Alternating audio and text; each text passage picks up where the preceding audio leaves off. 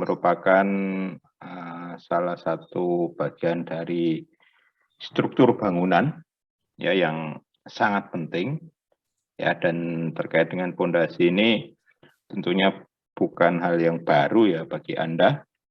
Selama ini mungkin Anda sudah mengenal beberapa prinsip-prinsip tentang pondasi, termasuk beberapa tipe pondasi. Jadi ini adalah merupakan bagian dari struktur bawah atau substructure ya, substructure. Mungkin sebelumnya saya memulai materi ini, sejauh mana Anda memahami tentang pondasi atau istilahnya prinsip-prinsip apa saja sih yang perlu diperhatikan terkait dengan pondasi ini? Mungkin ada yang bisa menyampaikan?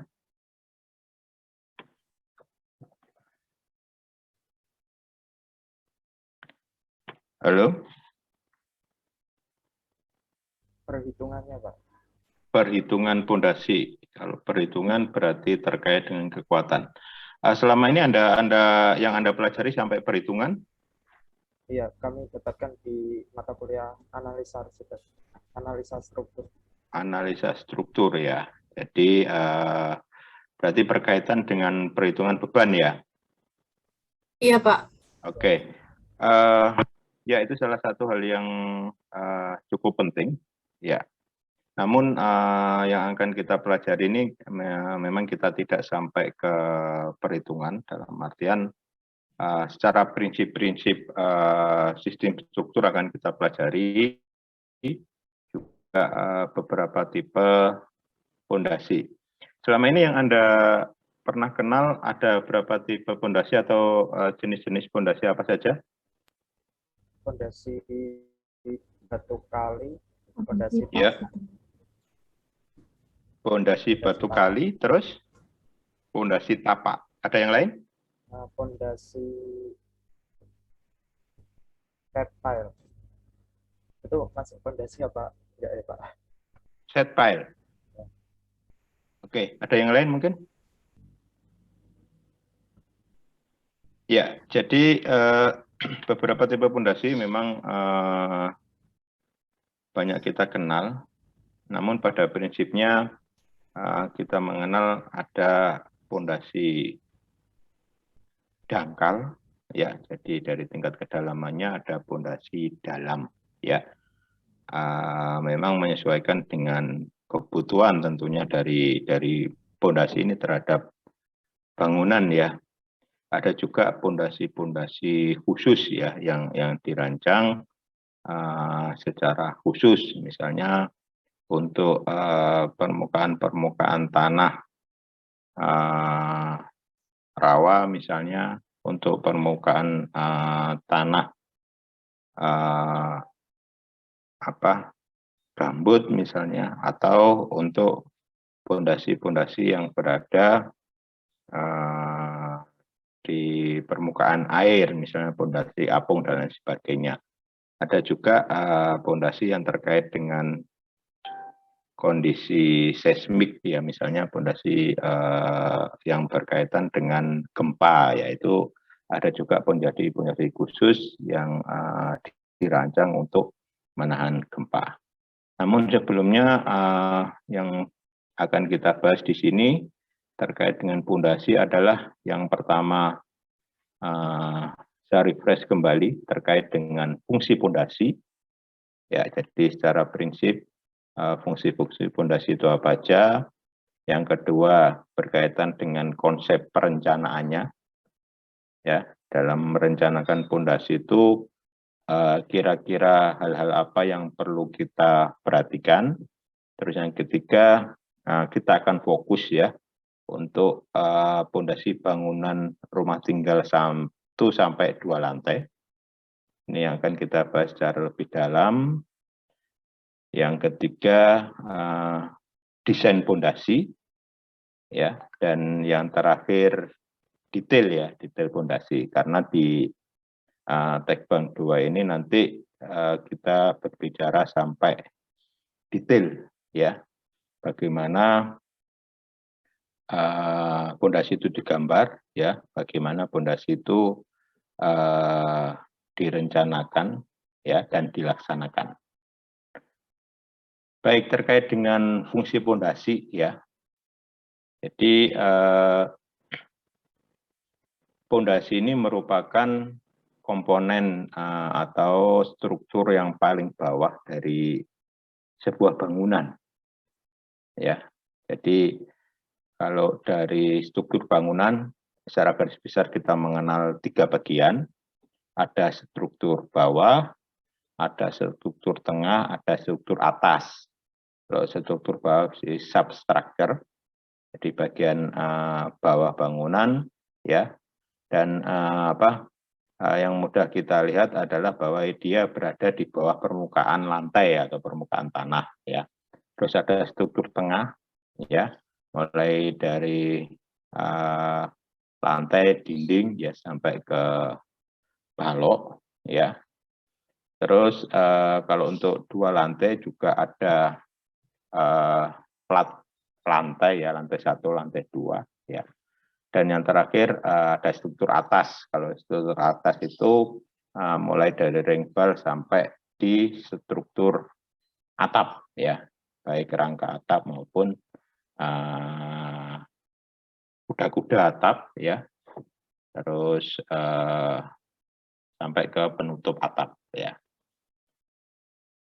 Sedangkan secara fungsi ya, pondasi ini adalah sebagai perantara untuk meneruskan beban struktur yang ada di atas permukaan tanah ya.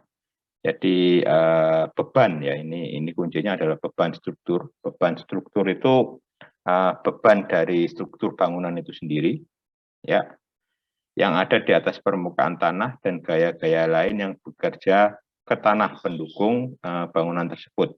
Jadi fungsi pondasi ini adalah sebagai meneruskan beban yang ada di atas permukaan tanah menuju ke beban pondasi dan disalurkan ke tanah. Nah, itu secara prinsip tentang fungsi pondasi ya, sehingga beban yang tersalurkan itu idealnya benar-benar harus tepat dalam artian dari permukaan atas tanah atau dari kolom, bisa dari balok ya, bisa dari atap ya, bisa dari plat lantai atau permukaan lantai, itu menerus ya ke bawah sehingga struktur ini dapat bekerja ya secara ideal begitu, karena beban akan tersalurkan ya secara baik ke dalam tanah ya. Tentunya yang dimaksud di sini adalah tanah yang memenuhi tingkat kekerasan tertentu sehingga dapat menahan beban bangunan yang ada di atas permukaan tanah tersebut. Jadi secara prinsip itu ya, yang paling penting. Terus yang selanjutnya terkait dengan konsep perencanaan pondasi ya. Jadi untuk konsep perencanaan pondasi ya, untuk pemilihan pondasi ya, kita mengenal banyak tipe sekali pondasi. Pemilihan pondasi ini berdasarkan daya dukung tanah ya.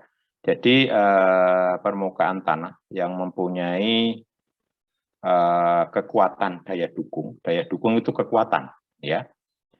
Jadi permukaan tanah yang mempunyai daya dukung atau kekuatan tanah yang berbeda tentunya akan menentukan pemilihan jenis pondasi yang berbeda pula.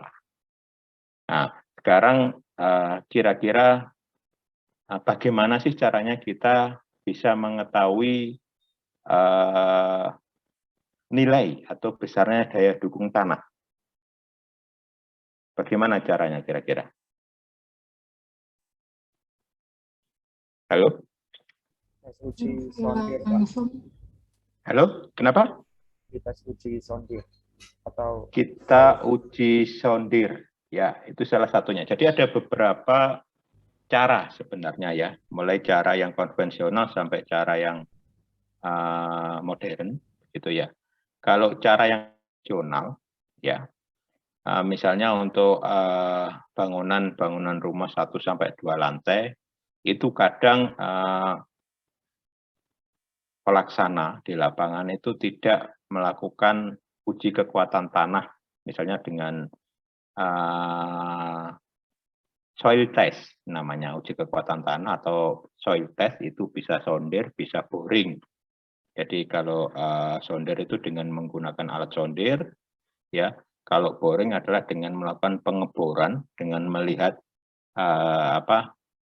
kondisi tanah, ya jenis tanahnya, ya sehingga bisa dilihat apakah tanah itu berupa tanah lempung, apakah tanah itu berupa tanah berpasir, atau tanah itu tanah yang berbatu dan lain sebagainya. Itu bisa dengan boring. Boring itu dengan mengebor. Ya. Bisa juga tanpa itu, ya. Jadi meskipun kalau kita melakukan soil test itu memang kita mendapatkan apa ya? Istilahnya kita uji dari soil test itu sehingga akan memperoleh perhitungan daya dukung tanahnya. Ya, kalau hal tersebut tidak dilakukan, biasanya memang dengan melihat kondisi fisik. Ya, kadang dengan juga melihat dari bangunan-bangunan yang ada di sekitarnya. Oh, bangunan di sekitarnya ini menggunakan pondasi ini dengan kedalaman sekian. Nah, itu juga secara konvensional bisa dipakai acuan. Itu terkait dengan dukung tanah. Tapi memang yang lebih valid adalah menggunakan soil test atau soil investigation, ya, atau uji kekuatan tanah. Itu ada alatnya, ada metodenya, ya.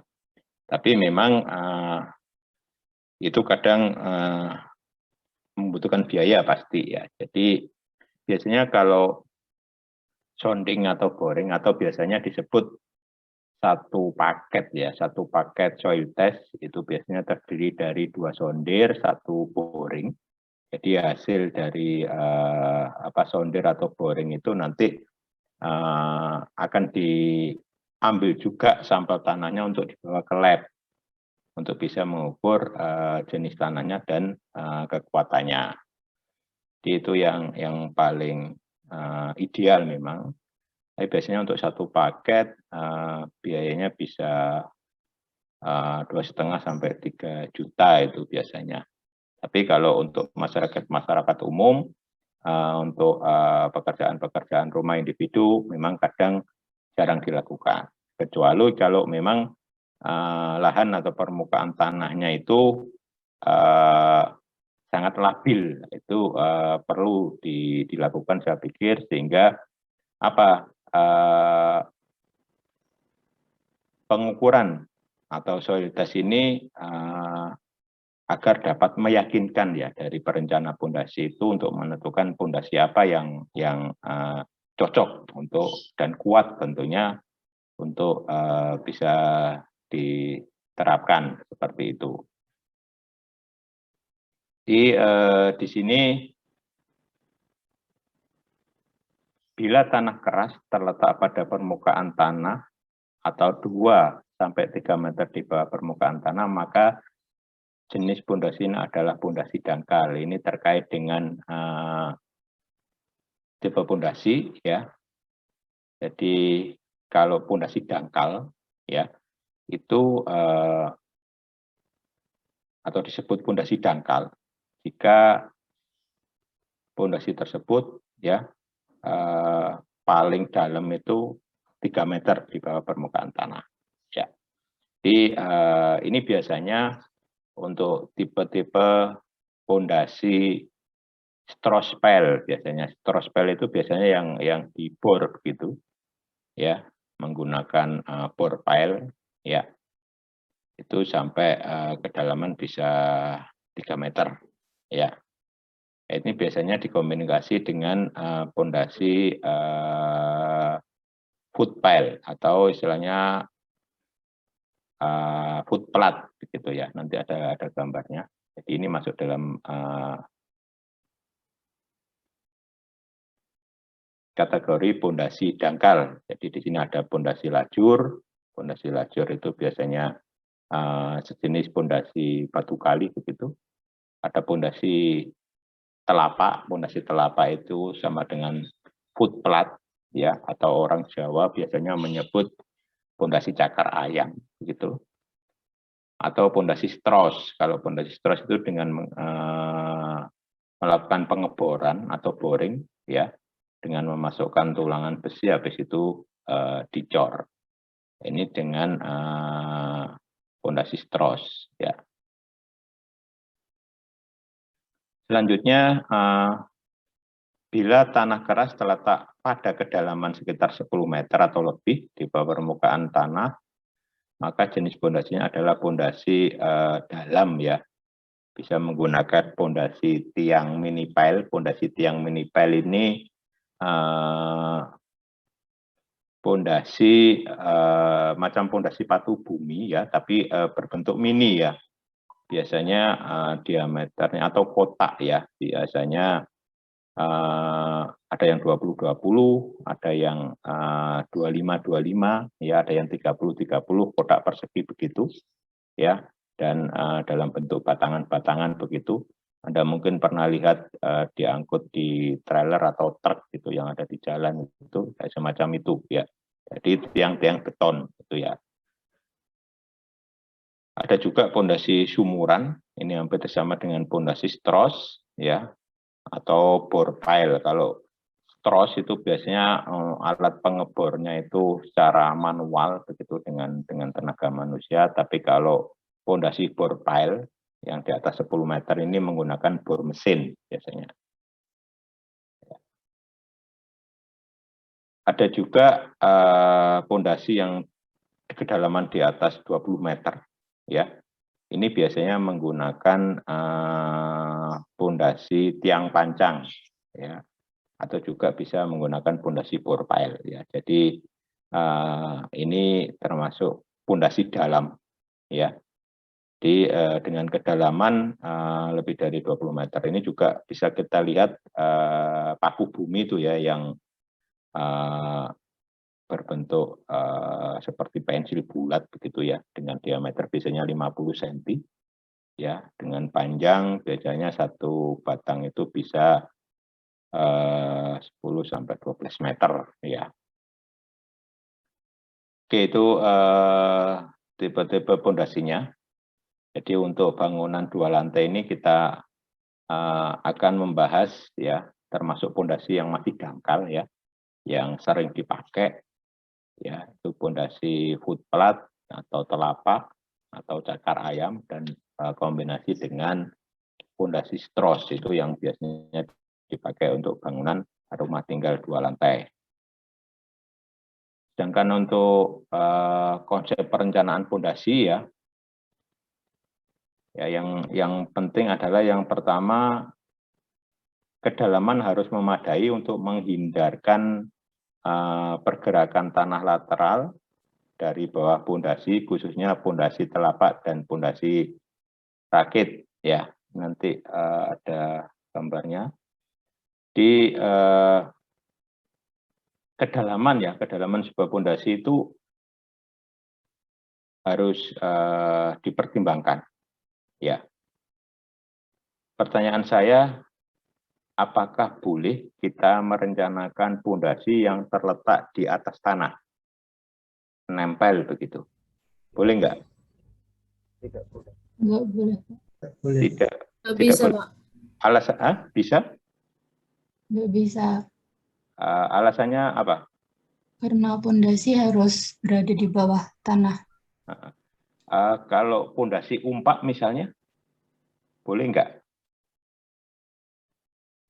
Anda pernah lihat mungkin bangunan-bangunan tradisional dengan menggunakan pondasi umpak yang pondasinya bisa kita lihat ya, di atas atau di bagian permukaan tanah, boleh nggak seperti itu? Boleh Pak, kalau fondasi Pak. Boleh, Pak, dengan melihat material. Berarti intinya boleh apa enggak boleh? Boleh. Boleh. Boleh. Oh, berubah ya jawabannya ya. Tadi enggak boleh. Iya. Oke, saya pernah ada cerita begini. Jadi ini cerita real ya. Jadi ada teman waktu itu dia merencanakan bangunan sederhana. Jadi dengan apa istilahnya dia membuat kandang ayam begitu ya dengan material strukturnya itu bambu. Ya, dengan struktur bambu hampir semuanya bambu ya untuk kolomnya, untuk kuda-kudanya ya dengan menggunakan atap seng ya. Jadi cukup ringan ya. Nah, dia menggunakan pondasi umpak ya. Jadi menggunakan batu-batu umpak begitu ya. Dan dia letakkan di atas permukaan tanah ya. Kolomnya dia letakkan di atas dari umpak tersebut ya. Cepat sekali pengerjaannya ya. Waktu itu kita lihat kita sarankan waktu itu sebagian dari umpak itu harus ditanam, saya bilang begitu. Dia bilang, oh enggak perlu, ini ada udah cukup, udah kuat. Oh ya udah nanti kita lihat. Suatu ketika ternyata hujan deras ya dan angin kencang. Anda tahu apa yang terjadi? Bangunan itu bergeser. Ya, karena apa? Karena pondasinya di atas permukaan tanah. Sehingga dia tidak bisa menahan yang namanya pergerakan tanah lateral. Jadi lateral itu merupakan gerak horizontal. Nah, sehingga ya ayamnya kabur semua ya. Jadi karena apa? Karena bangunannya itu bergeser ke bawah angin begitu ya. Nah, itu menunjukkan bahwa meskipun pondasi umpak ya harus sebagian atau katakanlah sepertiga atau 2/3-nya harus tetap tertanam. Sehingga yaitu tadi untuk menghindarkan pergerakan tanah lateral. Ya, jadi selain untuk menahan beban vertikal itu yang paling inti ya, pondasi harus bisa menahan gerak lateral. Nah, itu yang penting sehingga kesimpulannya pondasi idealnya adalah tertanam di dalam tanah meskipun pondasi umpak. Kalau pondasi yang lain, apalagi ya pondasi batu kali, katakanlah meskipun ada sebagian yang kadang muncul ya di sekitar tanah sekelilingnya, tapi idealnya tetap harus dilakukan pengurukan begitu, sehingga dia tetap nanti tertanam ke dalam tanah. Apalagi pondasi yang lain ya, seperti itu. Oke, selanjutnya. Kedalaman harus berada di bawah daerah perubahan volume musiman yang disebabkan oleh pembekuan, pencairan, pertumbuhan tanaman, dan lain sebagainya. Ada yang bisa menjelaskan ini? Jadi pertama tadi pondasi harus tertanam. Yang kedua kita harus juga memperhatikan kedalaman. Anda paham dengan yang dimaksud perubahan volume musiman? Oh, seperti tanah bekas sawah seperti itu, Pak, mungkin. Iya, kenapa? Kalau musim hujan, air tempat pondasinya tuh nggak masuk volume air yang berlebihan gitu, Pak. Stabil gitu kondisi tanahnya. Selanjutnya, Anda pernah lihat nggak tanah, katakanlah kalau musim hujan dia lembek, kalau musim kemarau dia pecah-pecah. Pernah, Pak. Nah, itulah yang disebut dengan volume musiman. Jadi ada permukaan yang di atas, ada istilahnya tanah permukaan itu mengalami perubahan. Jadi kalau musim penghujan, ya dia bersifat seperti lumpur, begitu lembek sekali. Ya, terutama tanah-tanah sawah akan kelihatan, humusnya kelihatan. Tapi kalau pada musim kemarau, dia pecah-pecah. Ya, pecah-pecah sampai sekitar 30 sampai 50 cm. Nah, pondasi harus berada di bawah permukaan itu. Jangan sampai merencanakan pondasi di area tanah yang terjadi perubahan musiman tersebut. Ya, jadi kalau musim hujan dia lembek, kalau musim kemarau dia pecah-pecah. Nah, juga mungkin pada daerah-daerah yang ada iklim salju misalnya itu ada pembekuan, ada pencairan, terus pertumbuhan tanaman. Nah ini terkait dengan apa? Akar, ya akar tanaman. Jadi jangan sampai kita menanam terutama ya pohon-pohon besar yang akarnya itu bisa menembus di permukaan pondasi, ya. Itu seharusnya ada jarak tertentu yang diatur, ya. Atau mungkin ada akar-akar tanaman yang justru berada di area permukaan atas. Nah, seharusnya pondasi harus berada di lebih dalam. Nah, itu yang harus diperhatikan, ya, jelas ya. Selanjutnya yang ketiga yang perlu diperhatikan juga adalah sistem harus aman terhadap penggulingan, rotasi, penggelinciran, dan pergeseran tanah. Nah, seperti yang saya contohkan tadi. Ya, jadi pondasi ini harus kuat, kokoh.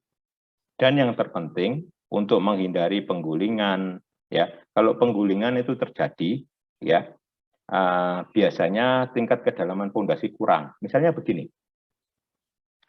Anda merencanakan membangun menara. Tingginya katakanlah 30 meter. Ya, menara itu kan tinggi banget ya 30 meter. Kira-kira kedalaman pondasi minimal berapa? Supaya tidak terjadi penggulingan. 2 meter cukup? 3 meter mungkin, Pak. 3 meter? 4 meter? Sampai 10, Pak. Bisa sampai 10. Ada yang bilang minimal sepertiganya. Jadi kalau tingginya 30, ya sepertiganya lah tingkat kedalamannya. Ya, tentunya ya tetap prinsipnya nanti berdasarkan soil test juga terkait dengan tanah kerasnya. Tapi paling enggak untuk mengantisipasi supaya tidak terguling karena struktur yang sangat tinggi itu tadi sampai 30 meter minimal sepertiganya. Ya. Terus rotasi itu perputaran. Jadi gerak-gerak rotasi, misalnya ada bentuk-bentuk yang cantilever atau menggantung begitu. Nah itu jangan sampai terjadi penggelinciran. Kalau penggelinciran tadi yang contoh bangunan kena angin tadi, jadi bergeser. Ya untuk mengantisipasi ini biasanya antar pondasi, ya. Kalau pondasi menerus, misalnya pondasi batu kali, jelas ya dia terikat semuanya ya. Tapi kalau pondasi footplat, pondasi sepatu atau pondasi cakar ayam itu kan struktur pondasi titik ya, setiap titik-titik begitu ya. Nah untuk mengantisipasi supaya tidak terjadi tergelincir atau bergeser, itu antar pondasi harus diikat. Dengan apa? Dengan slough. Jadi slough itu pengikat antar pondasi. Ya, biasanya dengan menggunakan pedestal. Pedestal itu biasanya dari pondasi itu kan ada apa istilahnya? Ada tiangnya lagi kan ya. Itu namanya pedestal. Jadi nanti bisa kita lihat contohnya. Terus pergeseran tanah. Pergeseran tanah ini juga untuk permukaan tanah yang disebut biasanya orang menyebut tanah gerak. Nah, itu ya. Tanah-tanah gerak itu biasanya tanah yang tidak stabil dalam arti kalau musim hujan dia sangat lembek ya permukaan tanahnya, tapi kalau musim kemarau dia pecah-pecah, retak-retak begitu permukaan tanahnya. Itu biasanya rawan terjadi pergeseran, sehingga antar pondasi itu tetap harus diikat dengan menggunakan slough ya, sedapat mungkin. Jangan sampai istilahnya pondasi bebas begitu ya, dalam artian dia cuman berdiri sendiri ya, tanpa terikat dengan bagian fondasi yang lain. Kalau katakanlah kita merencanakan menara misalnya, itu kan tentunya juga tidak hanya dalam satu titik fondasi, kan ada beberapa titik yang terikat, kan begitu. Yang keempat, sistem harus aman terhadap korosi atau kerusakan yang disebabkan oleh bahan berbahaya yang terdapat di dalam tanah. Nah, ini kalau kita berbicara korosi, korosi itu kan karat ya. Ini biasanya bisa terjadi untuk fondasi-fondasi beton bertulang. Ya, contohnya tadi fondasi stress pile ya. Nanti mungkin akan kita lihat gambarnya. Korosi ini terjadi karena kalau fondasi bertulang itu kan komponennya ada besi, ada cor ya, ada apa istilahnya beton cor. Nah, terjadi korosi itu biasanya karena apa? Karena selaput cornya itu terlalu tipis biasanya.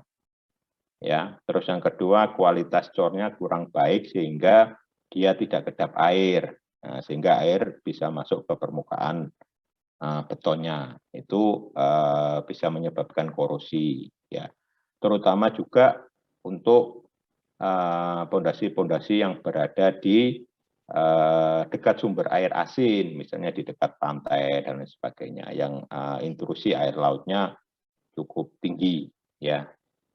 Terus juga kerusakan yang disebabkan oleh bahan berbahaya, misalnya jenis fondasi lain, misalnya Anda pernah dengar fondasi terucuk ya? Ada yang dari Kalimantan? Fondasi terucuk dari Ya, ada yang dari Kalimantan di sini? Saya, Pak. Oh ya, ya di Kalimantan itu Kalimantan mana? Kalimantan Selatan. Kalimantan Selatan. Kalimantan itu ada lahan gambut di sana? Ada, Pak. Ya. Anda bisa cerita nggak sedikit terkait dengan misalnya orang bangun rumah, bikin fondasinya di sana itu seperti apa? Kalau di daerah saya tidak terdapat tanah gambut, Pak. Tapi kalau tanah gambut itu adanya di daerah sekitar Banjarmasin di sana, Pak. Kalau di daerah Anda seperti apa untuk pembuatan fondasinya, katakanlah satu lantai gitu? Menggunakan apa biasanya? Kalau bangunan yang pernah saya lihat menggunakan fondasi seperti biasanya, seperti fondasi batu kali dan batu pecah. Batu pecah, batu belah, batu gudung itu ya? Iya, Pak. Oke. Anda pernah lihat nggak yang di tanah gambut? Kalau sampai sekarang belum pernah. Belum lihat ya. Jadi gini, kalau sepengetahuan saya kita pernah mengerjakan terutama pada waktu itu di Kalimantan Tengah ya. Jadi di sana itu ada lapisan tanah gambut ya. Jadi untuk pemasangan fondasi itu tidak boleh berada di atas permukaan tanah gambut karena tanah gambut itu kan sangat labil ya. Sehingga memang harus masuk sampai ke tanah kerasnya. Dan setiap area itu berbeda untuk permukaan lahan gambutnya, ada yang 30 cm, ada yang 50 cm, atau bahkan ada yang sampai 1 meter ya. Nah, salah satu cara yaitu dengan menggunakan terucuk. Terucuk itu bisa menggunakan kayu ya, kayu-kayu gelam, kayu-kayu yang bulat begitu ya, biasanya untuk apa istilahnya steger atau penahan pada saat kita mengecor itu loh. Itu ditancapkan biasanya ya sampai berada di permukaan lahan tanah keras ya. Jadi katakanlah 1 meter atau 1,5 meter itu ditancapkan di beberapa titik kolom struktur ya. Nah, baru di atasnya dipasang pondasi batu kali maupun pondasi pelat begitu. Jadi memang dipilih untuk tanah-tanah yang tanah kayu ya istilahnya yang bisa tahan terhadap kalau kayu biasanya rayap ya. Jadi di situ jangan sampai terjadi istilahnya di sini kerusakan yang disebabkan baik oleh bahan maupun oleh apa istilahnya hewan pengerat begitu, hewan tertentu yang bisa memakan bagian pondasinya itu ya. Jadi itu salah satu upaya ya. Jadi meskipun secara konvensional, tradisional, tapi itu sangat efektif ternyata ya. Jadi bisa menggunakan seperti itu ya. Jadi jangan sampai pondasi ini intinya rusak ya, gara-gara apa kondisi iklim atau kondisi air ya, atau mungkin adanya organisme yang ada di dalam tanah, intinya seperti itu, sehingga harus aman begitu ya. Terutama itu tadi yang banyak kita temui, misalnya meskipun tidak di laut ya, ada beberapa daerah yang istilahnya mempunyai sumber air tanah itu yang payau atau sampai asin. Itu harus hati-hati ya, jangan sampai tulangan beton ya, atau istilahnya kalau menggunakan batu kapur biasanya ya di daerah-daerah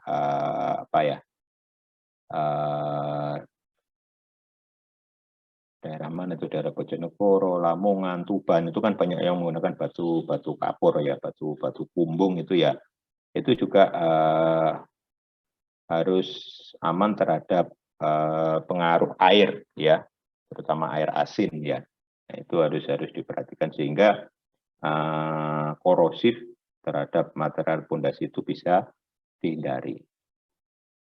Oke, selanjutnya yang perlu diperhatikan dalam perencanaan pondasi selanjutnya adalah sistem harus mampu beradaptasi terhadap beberapa perubahan geometri struktur atau konstruksi ya selama pelaksanaan. Nah, ini maksudnya begini, dalam pelaksanaan bangunan itu kan ada beberapa tahapan ya.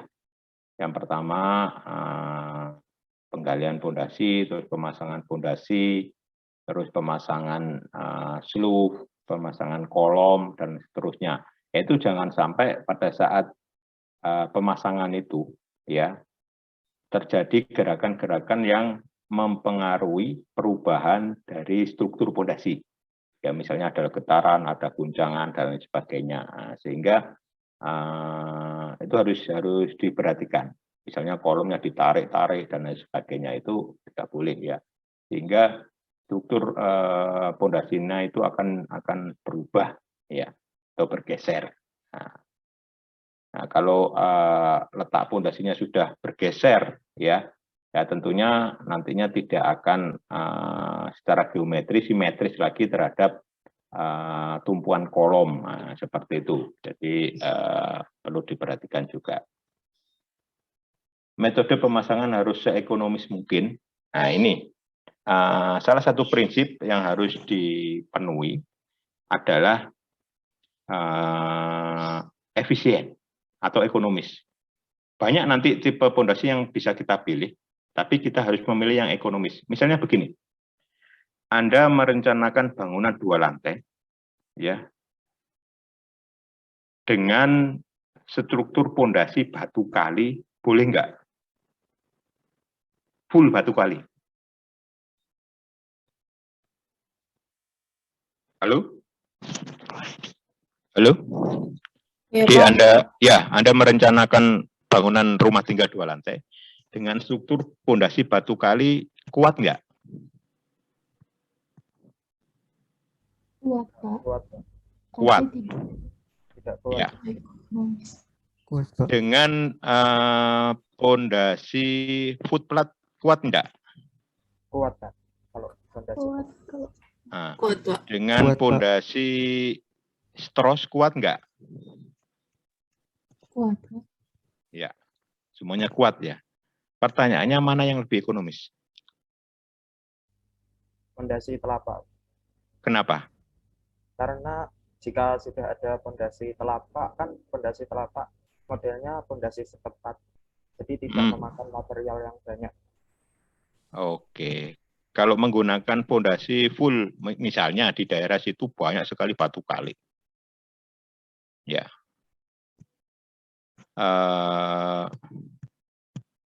Bisa juga dengan menggunakan pondasi batu kali, tapi nanti volumenya jadi besar sekali atau dimensinya jadi besar sekali. Bisa kedalamannya bisa lebih dari 2 meter. Ya, itu kan tidak ekonomis. Ya, jadi hal yang sangat penting dalam pemilihan jenis pondasi adalah ekonomis. Ya, karena ini terkait dengan nanti kalau ekonomis ya terkait dengan biaya ya. Meskipun juga tenaga dan juga material ya. Jadi untuk bangunan 2 lantai memang yang paling ekonomis adalah kombinasi antara footplat dengan batu kali. Untuk struktur utama menggunakan footplat atau pondasi telapak itu ya. Untuk struktur penahan dindingnya dengan menggunakan pondasi batu kali ya, atau pada bentang-bentang yang lebih katakanlah lebih dari 4 meter bisa juga dikombinasikan footplat dengan strass, itu cukup kuat ya. Jadi intinya pemilihan jenis pondasi harus memperhatikan faktor ekonomis ya. Oke, selanjutnya pergerakan tanah keseluruhan dan pergerakan diferensial harus dapat ditolerir ya, dan elemen pondasi dengan elemen atasnya. Ini terkait dengan ini ya, kalau pergerakan tanah itu kan ini biasanya kalau terjadi gerak seismik ya, gerak-gerak akibat kejutan, bisa berupa gempa, bisa misalnya ada ledakan dan lain sebagainya ya. Nah ini harus bisa ditolerir dalam artian harus mengantisipasi itu. Memang dalam perhitungan, kalau dalam perhitungan pondasi itu sudah memperhatikan faktor gempa sebenarnya. Tapi kadang tidak terlalu besar. Untuk bangunan-bangunan yang khusus untuk tahan gempa itu memang pondasinya juga khusus ya. Jadi kalaupun terjadi pergerakan itu masih dalam antisipasi lah, dalam artian masih dapat ditolerir. Jadi masih kuat ya. Terutama kaitan antara pondasi dengan elemen yang ada di atasnya. Seperti yang saya sampaikan tadi, pondasi itu terikat dengan slope ya. Nanti terikat ke atas dengan kolom nanti terikat dengan balok, dan seterusnya ke atas ya. Pondasi dan konstruksinya harus memenuhi syarat standar untuk perlindungan lingkungan. Nah, ini terkait dengan material maupun struktur yang ramah lingkungan. Ya, jadi jangan menggunakan bahan-bahan yang berbahaya misalnya, atau mungkin terkait dengan ini misalnya batu kali atau batu gunung yang sudah mulai istilahnya jarang begitu ya. Ini mungkin kita bisa menggunakan material lain supaya tidak merusak lingkungan ya. Nah, selanjutnya, atau sampai sini ada yang ditanyakan sebelum saya lanjut ke bangunan rumah tinggal 1 sampai 2 lantai?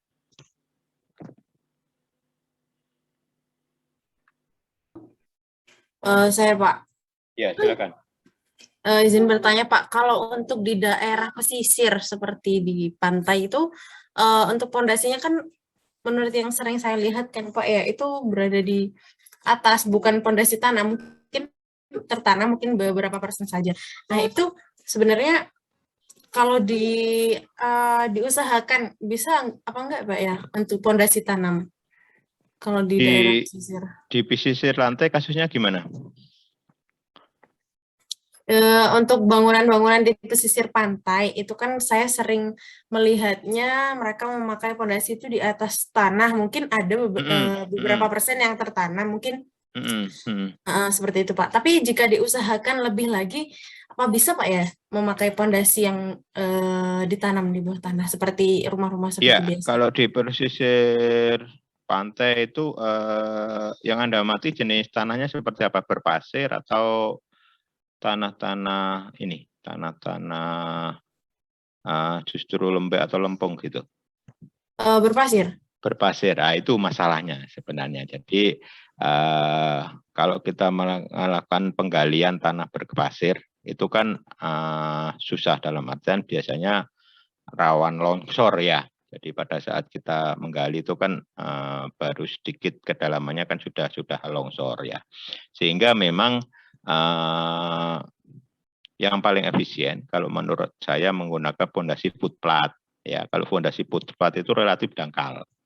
Jadi kita menggali itu dengan permukaan ini, apa istilahnya, permukaan tanah ya, yang tidak terlalu dalam. Kalau fondasi footplat itu paling ya 1 meter, tapi permukaannya kan lebih lebar begitu yang digali. Jadi kalau kasus semacam itu ya, pondasi tetap harus tertanam meskipun tidak terlalu dalam, tapi kekuatan pondasi itu dengan apa ya, luas penampang. Ngerti maksud saya luas penampang. Jadi kalau pondasi footplat itu kan pondasi telapak itu kan ada luas penampangnya ya, panjang kali lebarnya ya. Jadi itu jadi bukan mengandalkan titik. Kalau pondasi dalam, misalnya pondasi pancang itu kan mengandalkan titik ya, dan juga caisson itu apa ya, apa istilahnya, kalau pondasi yang dipancang itu ada material tanah yang keluar enggak? Pondasi yang dipancang ada material tanah yang keluar enggak? Atau ada material tanah yang dikeluarkan enggak kalau pondasi pancang? Nggak ada ya, jadi langsung dipancang. Nah, kalau semacam itu biasanya kuat karena apa?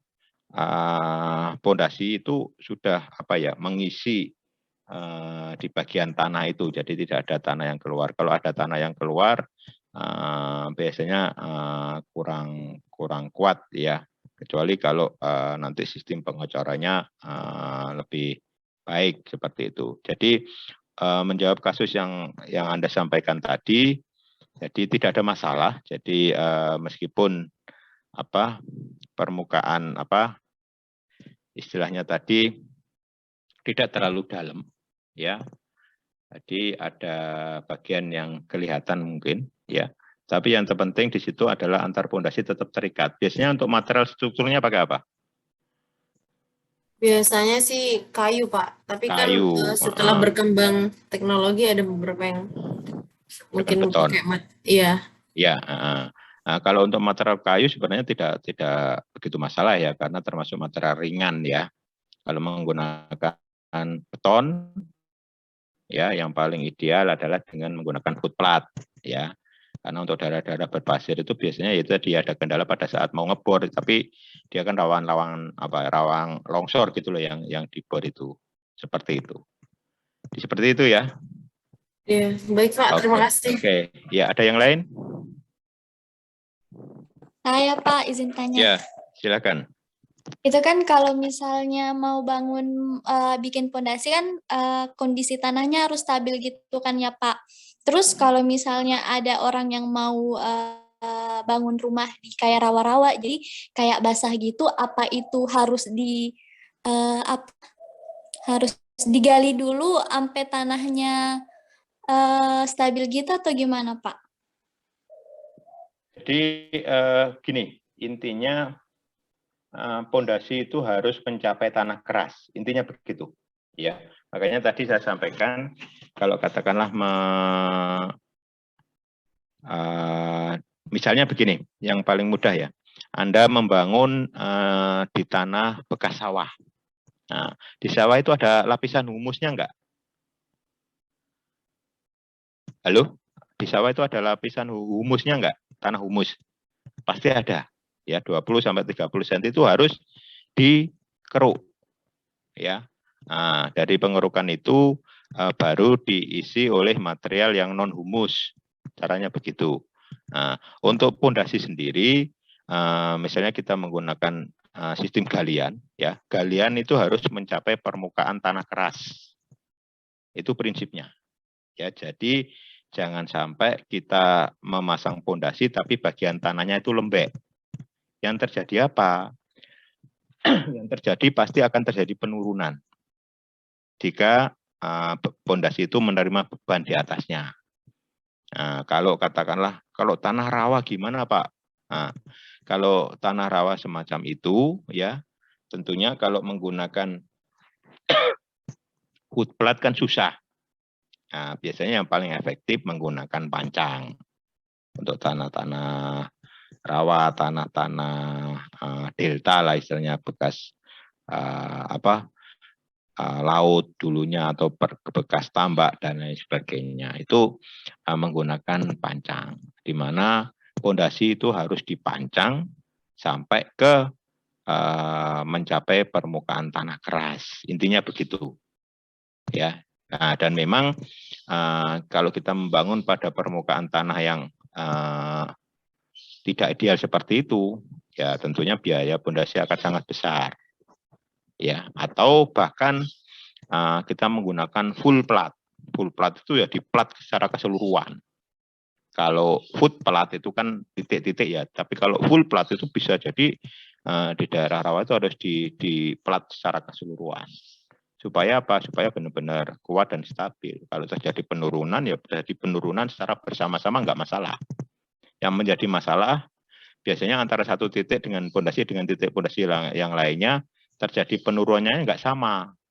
Yang satu turun katakanlah 10 cm, yang satu turun 20 cm, ya di situ akan terjadi retak biasanya atau patah.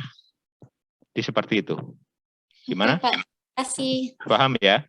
Paham, Pak. Makasih. Oke, saya lanjutkan untuk pondasi dangkal. Jadi di sini untuk pondasi rumah tinggal 1 sampai 2 lantai ini ada pondasi umpak. Ya. Nah, ini pondasi umpak contohnya, ya. Jadi Anda bisa lihat ya. Biasanya jenis pondasi ini digunakan pada rumah adat, rumah kayu, rumah tradisional pada zaman dahulu. Jadi untuk pondasi umpak ini biasanya untuk menahan beban bangunan yang relatif ringan. Ya, jadi untuk beban-beban terbatas lah. Ini biasanya untuk pada rumah adat ya. Ini dengan pondasi umpak ya. Terus pondasi ini diletakkan di atas tanah yang telah padat dan keras. Nah, ya, jadi kalau tanahnya nggak keras berarti ada bagian yang digali. Ya, jadi jarang sekali ya yang namanya tanah permukaan itu benar-benar keras. Pasti ada bagian-bagian yang harus digali ya sampai menyentuh tanah keras. Ya. Jadi idealnya tidak di atas permukaan begitu saja, tapi ada bagian yang tertanam. Ya. Slup sebagai pengikat struktur serta angkur yang masuk ke dalam as umpak kayu, ya, atau umpak batu dari bagian bawah umpak atau tiangnya. Jadi ini kalau pondasi umpak, memang ini untuk bangunan yang sangat sederhana ya, dalam artian untuk bangunan 1 lantai saja, ya, atau 2 lantai untuk struktur yang full kayu, ya ini masih bisa, ya. Jadi yang penting di sini adalah adanya pengikat antar titik umpak pondasi. Nah, di sini ada slup menggunakan kayu, terus pada titik-titik pondasi ini dipasang angker dengan menggunakan besi, ya, baik untuk umpak kayu maupun umpak batu. Kalau umpak kayu, Anda jangan bayangkan kayu-kayu yang biasa ya, tapi benar-benar kayu yang kuat, yang dia tahan terhadap rayap ya dan lapuk ya. Nah, kalau untuk umpak batu begitu juga ya. Jadi ini di apa istilahnya dicuain begitu dan dimasukkan angkur ya. Nah, untuk pondasi umpak ini termasuk jenis pondasi tahan gempa. ya. Jadi untuk bangunan-bangunan tradisional itu memang sebenarnya sangat-sangat bagus dan sangat apa istilahnya adaptif terhadap kondisi gempa. Nah, seperti ini pondasi umpak, ya. Ada pertanyaan tentang pondasi umpak? Oh iya Pak, saya izin bertanya. Ya, silakan. Untuk pondasi umpak itu sendiri apakah cocok ya Pak digunakan untuk mendesain bangunan modular? Mendesain bangunan apa? Modular. Modular. Bangunan modular maksud Anda? Kan ada yang konsep modular gitu tuh Pak. Oh ya, modular itu apa sih? Anda tahu? Modular itu kayak sejenis precast gitu Pak, semuanya material. Kalau yang saya ya, jadi begini, kalau modular itu kan modul segmen ya. Jadi sistem grid biasanya. Kalau modular itu biasanya mempunyai jarak bentang yang sama, mempunyai jarak pondasi yang sama, mempunyai ukuran pondasi yang sama, itu modular. Ya, jadi apa istilahnya kayak prototipe gitu. Ya, jadi bisa saja ini diterapkan untuk bangunan modular ya.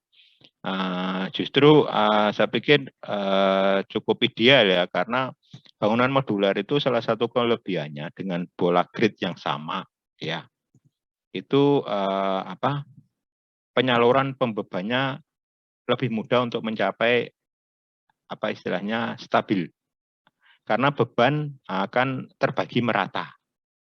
Ya, itu untuk modular. Ya, memang pada prinsipnya ya,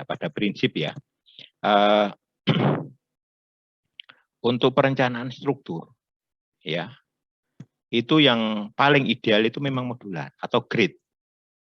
Misalnya kalau kita menggunakan pondasi umpak atau pondasi footplat ya, jarak antar kolom misalnya dibuat seluruhnya 3 meteran, 3 meter ke arah memanjang mau melebar, itu jauh lebih bagus. Ya, tapi kadang kan kita juga memperhatikan ukuran ruang ya. Ukuran ruang tidak selalu sama. Nah, sehingga solusinya adalah kalau Anda membuat ukuran yang meskipun tidak sama, tapi usahakan kelipatannya. Nah, itu juga cukup bagus. Jadi kalau modulnya 3 meter ya, ada yang 3 meter, ada yang 6 meter, ada yang 4,5 meter, itu kan kelipatan. Bisa 2 kali lipatnya atau setengah kalinya. Jadi seperti itu prinsipnya. Paham ya? Nah, nanti untuk belajar struktur juga akan Anda ada juga ya. Jadi kolom-kolom struktur, kolom-kolom pondasi atau titik-titik pondasi itu dibuat modular, sama jaraknya. Ya, pertanyaannya apakah dari kolom itu harus pas menerus pada titik pondasinya? Tidak harus sebenarnya. Ya, tapi idealnya memang menerus, itu jauh lebih bagus. Ya, nah, kalau sistem modular biasanya kolom strukturnya tidak bisa tidak menerus ya, jika mengikuti ini ukuran ruangnya. Biasanya kan ada ukuran ruang yang 3x3, ada yang 3x5, ada 3x6, kan tergantung pola ruangnya kan. Itu bisa seperti itu. Gimana? Baik Pak, terima Ya. kasih. Baik, saya lanjut. Itu pondasi umpak ya. Jadi untuk bangunan 2 lantai yang non kayu saya pikir kurang tepat, tapi itu untuk bangunan-bangunan sederhana. Terus kita mengenal pondasi jalur atau pondasi memanjang atau strip foundation, atau kita kenal dengan pondasi batu kali biasanya ya. Ya. Ini biasanya pondasi menerus. Jadi ya dia menerus mengikuti biasanya pola-pola ruangnya ya, atau permukaan penahan dindingnya biasanya ya. Di jenis pondasi batu kali, batu belah, batu bata tapi yang dipasang ini ya 1 bata biasanya ya, bukan setengah bata. Kalau dinding itu kan setengah bata ya. Ini 1 bata, ya. Untuk mendukung beban memanjang atau beban garis, ya, baik untuk mendukung beban dinding atau beban kolom, ya. Jadi ini menerus ya seperti batu kali itulah ditata menerus begitu, seperti yang digambar di awal tadi, ya. Dibuat dalam bentuk memanjang dengan potongan persegi atau trapesium, ya. Kita mengenal batu kali lah seperti ini. Kalau ini kan setengah bentuk, ya. Ya. Ini pondasi batu kali saya pikir sudah sangat familiar Anda. Terus pondasi tapak atau pad foundation, atau ada yang menyebut pondasi cakar ayam, pondasi footplat, ya. Ini digunakan untuk mendukung beban titik individual seperti kolom struktural. Nah, semacam ini gambarnya, ya. Terus terdiri dari lapisan beton betulang dengan ketebalan yang seragam. Jadi bagian-bagiannya itu ada tulangannya, ini dari besi. Ya, biasanya yang paling kecil menggunakan besi diameter 12 biasanya, ya. Bisa besi polos, bisa besi ulir, ya. Terus ada selaput betonnya yang bagian luar ini, karena ini kan dicor, ya. Ya. Dengan ketebalan yang seragam, ya. Jadi selaputnya biasanya 2 cm, ya. Untuk bagian bawah biasanya lebih tebal, bisa sampai 5 cm, ya. Bisa dikombinasikan dengan pondasi menerus. Jadi biasanya bisa dikombinasikan dengan pondasi batu kali, ya. Kalau pondasi telapak ini kan pada titik-titik pondasinya, ya. Nanti saya ada link, ya. Sebenarnya sekarang kalau Anda belajar tentang bangunan, tentang pondasi itu banyak sekali di YouTube, ya.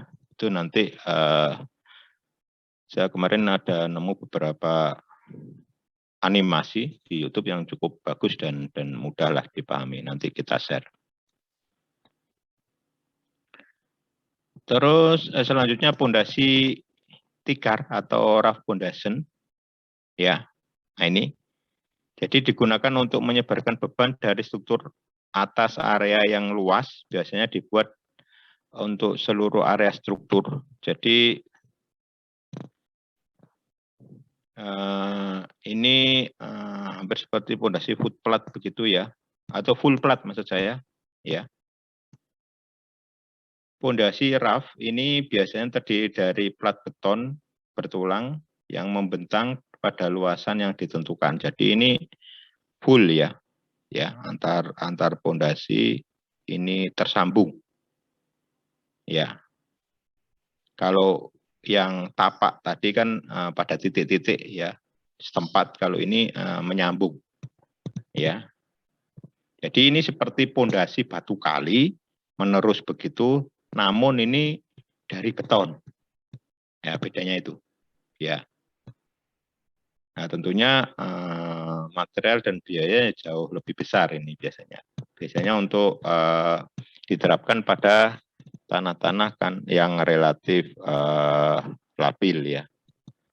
Mengurangi penurunan setempat, ya, di mana plat beton akan mengimbangi gerakan diferensial antar posisi beban. Jadi intinya begini, penurunan pondasi itu boleh, ya, asal turunnya bersamaan dari seluruh pondasi dan seluruh kolom. Itu kalau turun bersamaan nggak apa-apa, aman malahan. Tapi yang masalah jika penurunannya itu tidak bareng, tidak bersamaan. Nah, kalau terjadi seperti itu pasti akan terjadi crack. Crack itu pecah. Nah, itu yang nggak boleh, ya. Terus dipergunakan pada tanah lunak atau longgar dengan kapasitas daya tahan rendah. Jadi pondasi tikar atau pondasi menerus tapi dari full beton ini memang digunakan pada tanah yang lunak, ya. Yang setengah tanah rawa itu bisa. Tapi ya memang itu tadi biaya dan volume betonnya akan sangat besar sekali, ya. Jadi ini seluruhnya full tulangan begitu, ya. Ya, seperti kita membuat pelat begitu, ya, tapi menerus begitu. Ya. itu pondasi tikar atau rough foundation. Ya, memang jenis pondasi ini kurang populer sih, karena ya memang membutuhkan biaya yang sangat besar ya. Untuk tanah yang lunak biasanya ya dikombinasikan dengan pondasi strot atau pancang ya. Oke, selanjutnya ada pondasi rakit.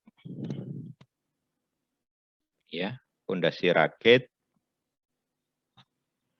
adalah plat beton besar yang digunakan untuk mengantar permukaan dari satu atau lebih kolom di dalam beberapa garis, beberapa jalur. Jadi pondasi rakit ini ya nggak ada gambar 3 dimensinya ya. Jadi Anda pernah melihat ini kayak kolam ikan yang kotak-kotak begitu, sirip-sirip begitu. Iya, Pak. Nah, itu pondasi rakit itu seperti itu. Jadi seperti ada kotak-kotak grid begitu. Ya. Ini digunakan pada tanah yang lunak atau susunan jarak kolomnya yang sangat dekat di semua arahnya. Bila memakai telapak, sisinya berimpitan satu dengan yang lain ya. Jadi hampir seperti pondasi menerus, tapi ada sirip-siripnya begitu. Ya. Namanya pondasi rakit ya. Terus ini pondasi sumuran atau siklobeton ya. Nah ini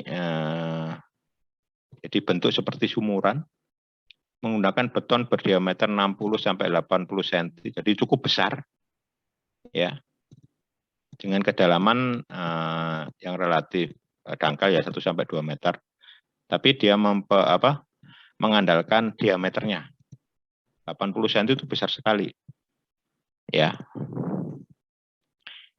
Di dalamnya dicor beton yang kemudian dicampur dengan batu kali dan sedikit pembesian di bagian atasnya. Jadi bikin seperti sumuran ini nanti dicor. Ya. Kurang populer sebab banyak kekurangannya, diantaranya boros beton dan slope-nya juga harus besar ya. Ya. Karena diameternya sampai 80 tadi, jadi slope-nya kan gede banget gitu ya. Dipakai untuk tanah yang labil seperti bekas tanah timbunan sampah, lokasi tanah yang berlumpur ya. Pada bagian atasnya pondasi yang mendekati slope diberikan pembesian untuk mengikat slope. Jadi tetap ya jenis pondasi apapun harus ada pengikat antar pondasi yang disebut dengan slope ya. Ini kita nggak perlu bahas lebih anu karena kurang populer. Terus ada pondasi plat beton lajur. Nah, ini jadi ini pondasi yang digunakan untuk mendukung sederetan kolom pondasi plat beton lajur, sangat kuat ya, sebab seluruh terdiri dari beton bertulang. Ya, jadi hampir sama dengan pondasi batu kali yang dari beton ya. Ukuran lebar pondasi lajur ini sama dengan lebar bawah pondasi batu kali atau 70 cm. Ya, tapi ini ya dibuat menerus. Ya, ini plat lajur. Oke, selanjutnya pondasi caisson atau bore pile. Ya, ini mungkin cukup familiar juga ya. Jadi pondasi ditempatkan sampai kedalaman yang dibutuhkan dengan cara membuat lubang dengan sistem pengeboran. Ya, kalau diameter 25 sampai 30 dengan kedalaman sampai 3 meter ini masih bisa menggunakan bor manual ya. Manual itu maksudnya dengan tenaga manusia biasa. Pondasi pile dilakukan dengan pengecoran beton bertulang terhadap lubang yang sudah dibor ya.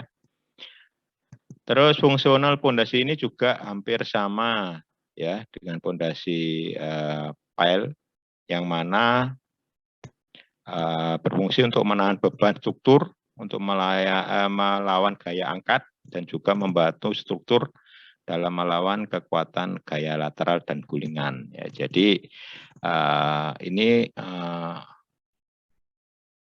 untuk memperkuat ya. Jadi tapi biasanya untuk pondasi bore pile di sini ya, bagian atasnya tetap harus ada penguncinya ya, itu yang disebut dengan pile cap atau kepala pondasinya ya, itu harus ada pile cap-nya ya. Jadi benar-benar terikat ya. Oke, itu beberapa tipe pondasi. Nanti akan kita berikan ada beberapa referensi yang bisa Anda lihat ya terkait dengan pondasi ini. Nanti saya berikan untuk link videonya ya, begitu. Oke, terkait dengan pondasi ini ada pertanyaan, silahkan. Jadi mungkin kita fokus untuk rumah tinggal 1-2 lantai ya. Silahkan. Oh iya Pak, saya izin bertanya. Ya. Untuk bambu terucuk yang buat perkerasan tanah itu apakah harus diisi oleh acian ya Pak? Acian semen. Oh iya. Bambu ya? Anda tanya bambu ya? Ya Pak. Ya, jadi bambu itu yang bisa dipakai adalah untuk bambu yang bagian bawah.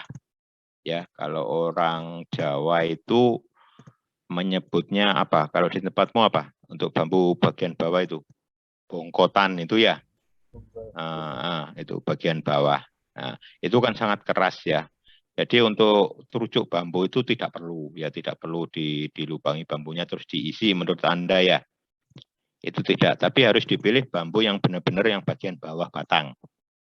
Ya, jadi biasanya kalau orang nebang bambu itu kan tidak bagian bawah. Tapi 3 meter atau 2 meter dari bawah kan. Nah, yang saya maksud di sini adalah bambu yang bagian bawahnya.